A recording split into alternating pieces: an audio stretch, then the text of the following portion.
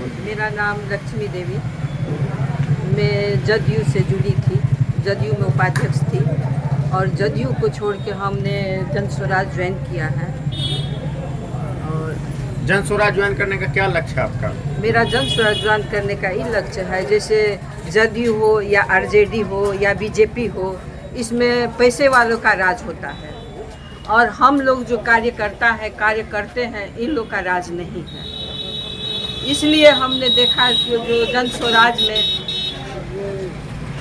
जनता का सुंदर राज है, इसीलिए जनता के लिए वो सोच रहे हैं। जन स्वराज में वो सोच देख के हमने जन स्वराज ज्वाइन किया। हम 15 साल से हमने जनता के बीच में रहा और देखा, जनता का दुख भी देखा। और हमारे पिताजी भी जो सूर्य नारायण चौधरी थे, वो भी जनता के बीच में रहे। कर्पूरी ठाकुर जयप्रकाश के साथ भी रहे और उन्होंने गरीबी और उनके साथ रह के हर एक क्षेत्र में देख के, वो पत्रकार भी थे, लिखते भी थे और उन्हीं का देन हम लोग में भी था।